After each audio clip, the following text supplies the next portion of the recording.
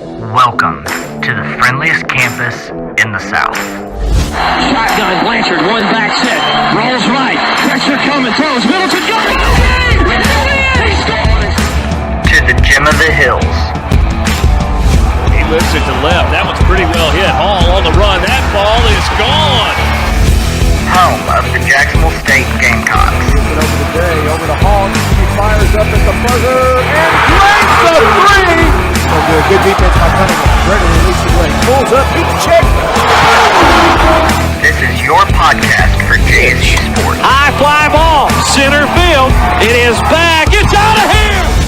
With your hosts, Brandon Owens and Cody Hooks. This is Cocky Nation.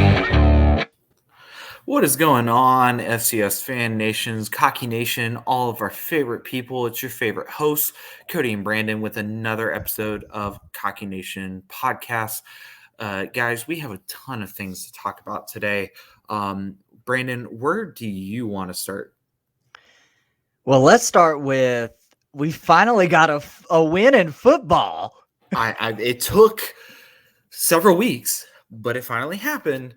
As you may have already seen, if you didn't hear about it, our Week 10 review is on Abilene Christian University, where the Gamecocks showed up at home during Southerners reunion, where we ended up winning 40-25. Brandon, this thing just said live like 10 seconds ago. I'm just going to go ahead and tell you that. Oh, we've been recording.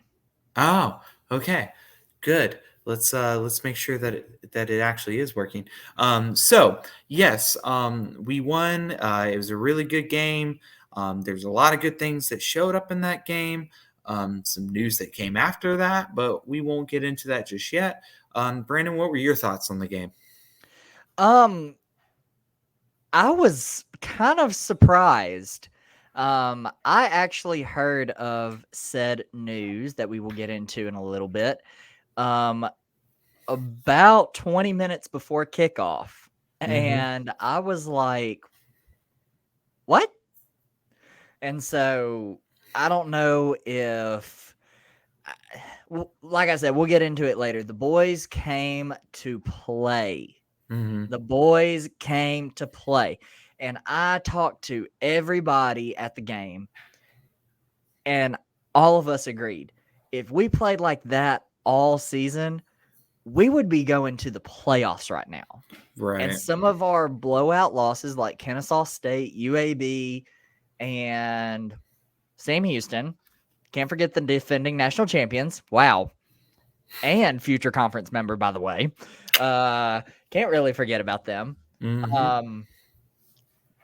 But those blowout losses would have probably been a lot closer. We would probably be going into next week with either 2 or 3 losses. Right. And I think it was a really good game overall. Shout out to Samuel. He had 17 carries for 119 yards. So shout out to you. I thought it was really good as far as the offense wise. I will say that the defense looked a lot better than they had over the last few weeks. Still some things that we can, work on here and there. But overall, we had 3 penalties for 15 yards. When was the last time that happened? Let's see. When did JSU become a college? Wow. Wow. Y'all hear that, Gamecock fans? He took a blow at us. Hey, listen, who is it? Kevin Jeter says it all the time. Jeter. I'm so sorry. I get it wrong all the time, and I'm sorry. Kevin, I love you. I love you. I really do. But it's his brother was a co-host of us. I know. I get your name wrong all the time sometimes too. I'm just bad with names, guys. But overall, Kevin says the same thing all the time, that it's just a consistent, like we have consistent over the last several seasons, is the fact that we constantly have penalties. It's something that needs to get fixed, which hopefully will be in the near future. But anyways, I think overall the game was really good. We won 40-25. We did give up a couple more points than I thought we should have, but that's just me personally. I wasn't there at Southerners Reunion, but I heard it was a fantastic show. Several people in my former section got engaged, so shout out to you guys. And so it was a good day. Now, of course, we did. Hold on real quick. Oh, I gotta come say on. this. For all the Southerners, they will feel me on this. After not playing your horn for almost 2 years, your face will hurt at your first Southerners reunion. I could not feel my face. I do not miss that feeling. Right. Well, it was a good time. Now let's get into one of the news that came out literally as soon as the game was over. If you have not already heard, which I'm assuming you probably have, Coach John Gross of JSU football has decided to part ways with our program, and based on all the information that's come out, it was a mutual agreement. I do know that there's a couple things that hasn't necessarily come out about it, that just hasn't been spoken about. But overall, it seems to be something that was, not necessarily a negative thing. Like, it's not like, oh, he left on bad terms. He left on good terms, which I think at the end of the day, when we've talked about it several episodes this season about Gross getting fired and is it time? We just want to reiterate that at the end of the day, did we have our issues with Gross? Yes, but that's any program with any coach. But we also want to reiterate that Gross, if you're listening to this, thank you for the seasons that you've given us. The fact that you went 76 to 72 to 26 record. The fact that you had a really good record with us, that you took us to a national championship, that you took us to the playoffs several times, some really big wins during our seasons. So again, thank you. Thank you for everything that you did, because you did help grow this program to where we are now. And, we thank you for, what the future may hold for us, and hope that you still, participate and join in, because you are an alumni, and we hope to see you still there. And we wish you the best of luck. At least that's on my end. Brandon, do you have anything to add on that? Yeah.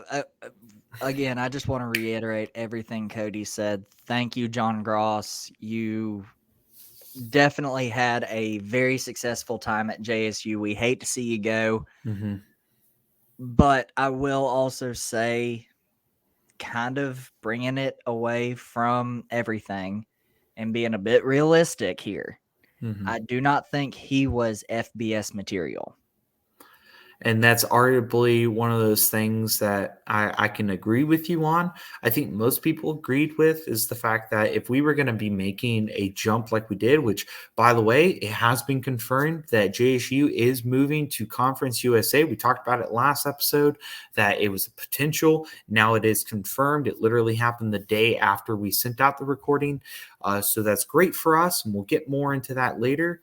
But in reality, just like Brandon said, Gross is a great coach, but he's not a FBS coach. And so it's one of those things that I'm excited to see where we're going as far as the new head coach goes.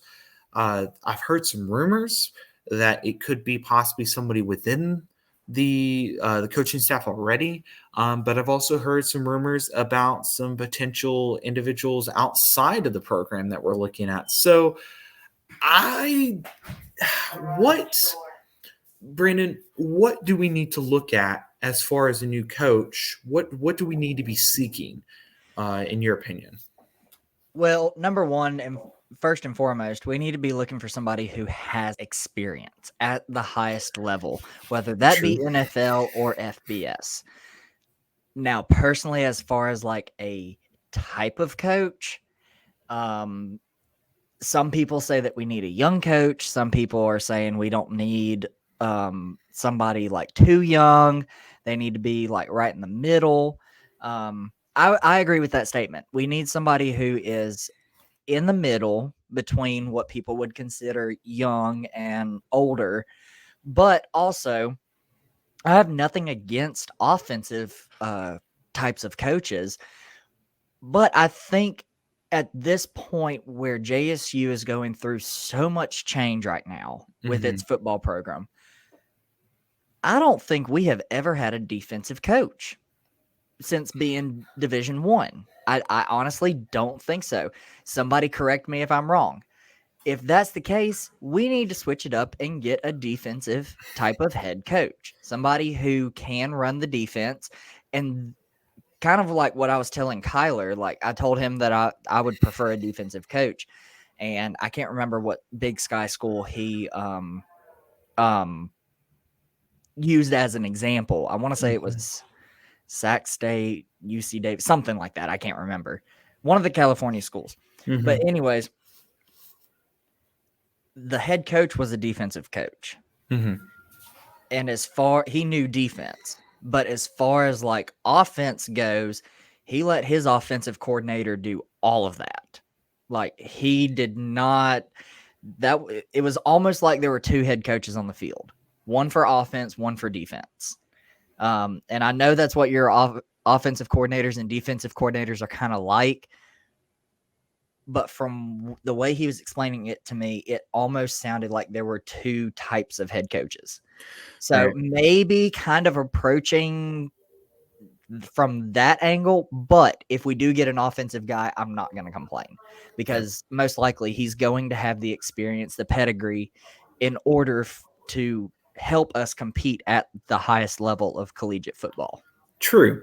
And I think you're kind of correct on that statement as well. But I would argue to add on to what you're saying about a defensive coach as a defensive coordinator, as a head coach, I think that's beneficial as well, because let's look at it in this perspective where football has become such a offensive game. If you get a defensive coordinator as a head coach that really knows the game, you can shut down any offensive plays that get thrown your way. And so if you have somebody that has that experience, then you know how to approach it. And then you place somebody, just like you said, almost like a two-coach system, where you place somebody that has real good offensive coordinator experience to run that offensive side. That way, you're facing it head on with no problems, no issues, and it's just going to do nothing but make the program better.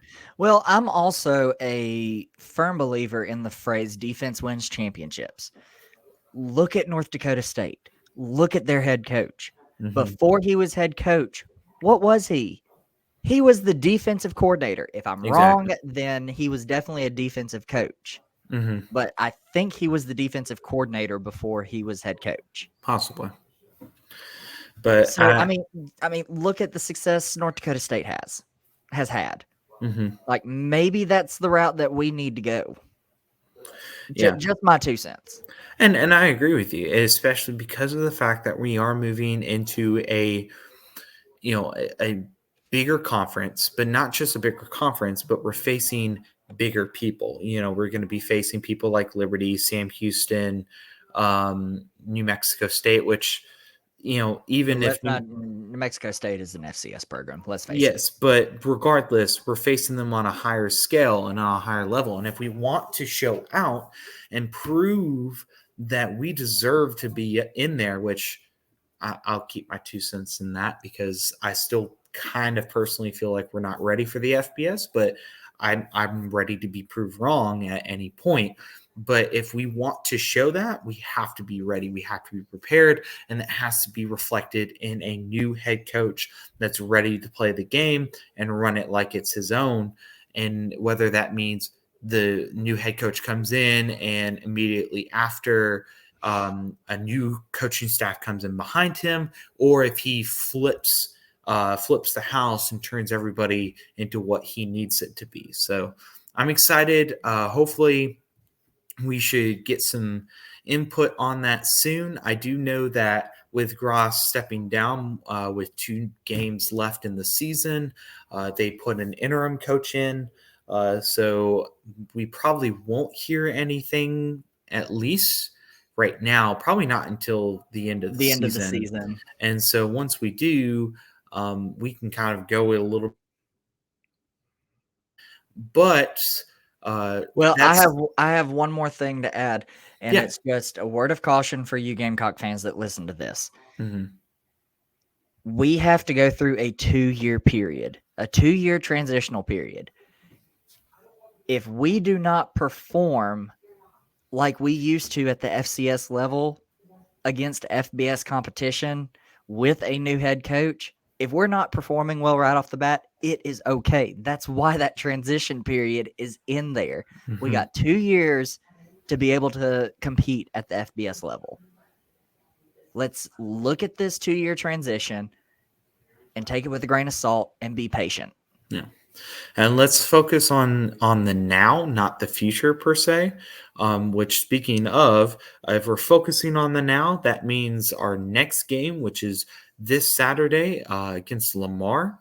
It's going to be on ESPN Plus for any of you that want to watch it. It's going to be played at Lamar, not at home. So I think, in my personal opinion, if we're looking at this game, the biggest things that we need to do is we need to solidify that defense, shut down their offense, and I think that the offense needs to continue stepping up the way that they did against ACU. That's me personally. Brandon, what do you think? Lamar's bad. We're going to win this game. It doesn't matter how hard we try to lose this game. We're going to win this game. Well, with that being said, go Gamecocks. Now, that's pretty much it for football, I think, right? Mm-hmm. So, with that being said, this isn't just a football podcast. If you know, you know. Yesterday started our basketball season, and we played our first game against Wichita State. And let me tell you, I was really impressed. Like, no joke, I was really impressed with how we played. We only lost by 3. I think that I think it just shows that we're going to do really well this season. That's just me personally. I'm pulling up the stats as we talk just to make sure that I'm not going to put anything that I'm wrong about. But Brandon, what? Oh, there you go. But Brandon, what did you think about our performance? I didn't get to catch the first half, but once I saw that the score was 27-23, something like that at half, Something like I was that. like, there's no way JSU is performing this well Mhm. against a major conference. There's no way. Absolutely no way. Sure enough, I turned it over because I was waiting to watch the college football playoff rankings. Right. Trying to prepare myself to be FBS and be disappointed every week. But anyways, I decided to pull it up while the Kansas and Michigan State game was taking forever, which was delaying the college football playoff rankings. Right. And from what I saw in the second half, I was very, very surprised. I mean, if Wichita State got ahead, JSU would tie it up not long after that and vice versa. And as you can see, there were six lead changes for JSU and then 4 for Wichita. So it stayed tied most of the game. Mm-hmm. And some of my friends here right now, they watched the game and they said our defense looked amazing. And I mean, Wichita State is a powerhouse in college basketball. Mm-hmm. So, I mean, the fact that we were able to hold them to only 60 points is phenomenal, especially with how poorly we were doing on free throws, field goal percentage, 3-point percentage. Like, all of that was, I mean, you look at that, it's bad. I know. It's very bad. So the fact that we were playing that well of defense against a powerhouse in college basketball, that's amazing. And Right. I'm super excited moving forward for the rest of the season. Yeah, and a couple shout outs that I want to give. Henry looked really good. Got My 15 man, points. King Henry. He got 15 points last night, while Adams got 14. He was playing just as well. So Darian Adams was on fire last night. I know it, and because I think, arguably speaking, and Brandon and I used to go to all of the home games like on a regular basis. Now it'll just be me. I know. I'm sorry. Unfortunately, life happens. But when we were there, agree or disagree, Brandon. Over the last, let's say, 3 years, our program's gotten significantly better. And Yeah. Keep going. Sorry. and I think that this game here, where we were only 3 points from possibly going into overtime, or even the possibility of winning against a powerhouse like Wichita State, speaks volumes for us. The fact that we can hold up, that if we're talking basketball wise, yeah, we can hold up against the FBS. And I think this is just going to be nothing but a look up for us. Now, I get it. It's still very early and anything can happen in the mid of the season. However, I think based on what we're looking at right now in those stats right there, I think that we're going to do really well this season. Yeah, and something that I didn't know, that the commentators, which by the way, those commentators were very biased. I do not like Wichita State commentators. Please, never again. Please and thank you. But anyways, one thing they said was a majority of our team was 5th and 6th year seniors. And usually you don't hear the term 6th year senior a whole lot. Mm-hmm. And so I can only assume that's because certain players came back and took advantage of their COVID year. Mm-hmm. So we have a very experienced basketball team. Mm-hmm. If I'm not mistaken, we maybe lost 1 or 2 seniors. Correct me if I'm wrong, Gamecock fans, but we returned a majority of our team from last year. And the only reason why we didn't do that well in the spring was, let's face it, the refs in the OVC, because they suck. But we're no longer there. Praise God. But I mean, honestly, we're returning a majority of that team. Mm-hmm. So I am very excited moving forward in our out of conference schedule and into ASUN schedule.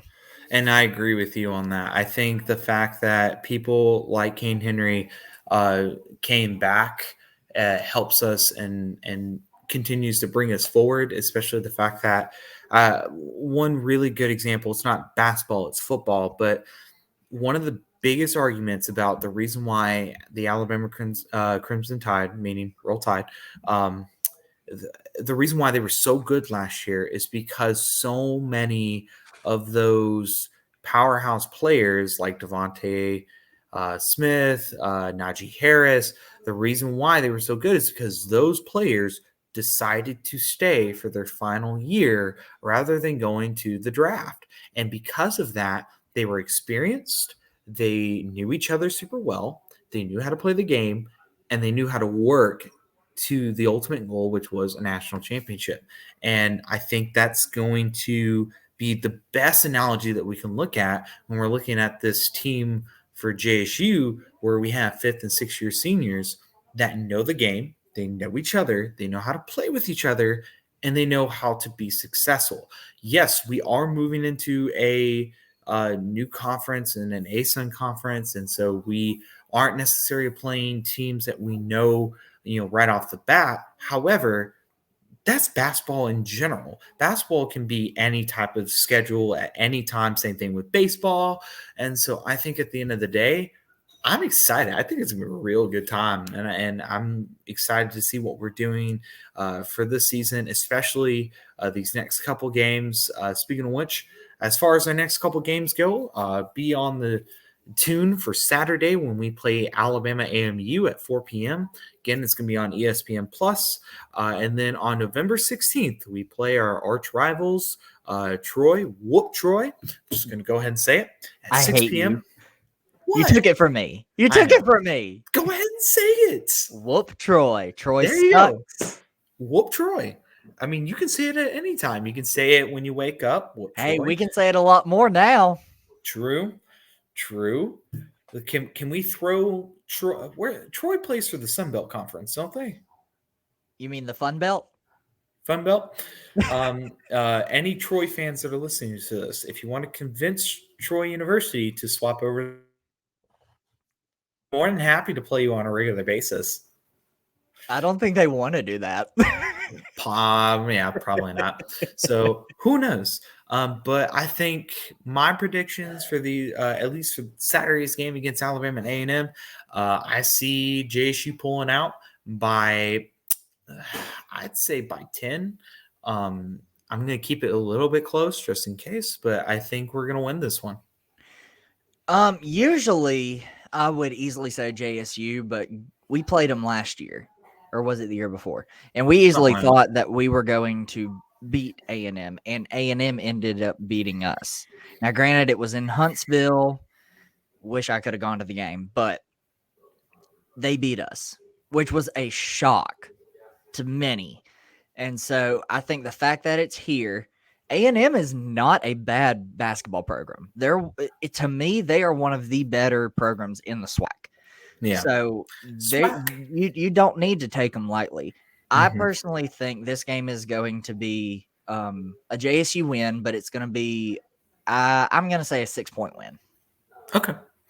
Well, Brandon, you got anything else? You want to go ahead and pick the Troy one, but I think we already know who we're picking. Whoop Troy. Whoop Cox Troy. by 90. Cock by like 500. That's just me personally. Well, guys, it's been a pleasure as always. Thank you for listening. And of course, if you haven't followed us on any of our other social media platforms, what are you doing with your life? It's like, that's just ridiculous. Go follow us on Facebook, Cocky Nation, a JSU podcast. You can follow us on Instagram, Twitter. It's Cocky_Nation. Please listen to us rant, listen to us cry, listen to us argue with each other, because I mean, what else are you doing with your life? Exactly. But Unless you want, like, everybody needs some drama in their life. True. And of course, we want to let you know that we're not the only FCS Nation's podcast on there, which, arguably speaking, this in 2 years, we're no longer going to be a FCS podcast. We'll be a Don't remind me. We'll be an FPS podcast. Now, I will tell you, Might have to convince Kyler, since I am now an Eastern Washington fan for FCS. Might have to convince him if I can jump on Eagle Power Hour. Speaking of which, I'm going to post on the FCS Fan Nation Facebook page a poll. I need you guys to let me know who I need to root for, because of the fact that JSU is moving from the FCS, and I love the FCS because they're my family. I need a new team to root for. So Brandon did his poll and got Eastern Washington. So who knows? I might end up in the same boat. But we want to keep that connection with you guys. But regardless, listen to the other podcasts. Listen to the ASUN podcast. Listen to Kennesaw State. Listen to Eagle Power. Listen to all the FCS Fan Nation podcasts that you can, because it does nothing but help us grow and help us become a bigger community with each other. Which, speaking of which, hopefully I'm going to be able to make the national championship game this year with Brandon. I didn't tell him yet, but that's my goal. We're gonna see. We're gonna see. You're going to tell me. We're gonna see. I gotta see when that weekend lands. But that's my goal this year, is to be able to make it, because I want to see tons of you guys. But again, we love you, and of course, go Gamecocks, and fear the beak, y'all.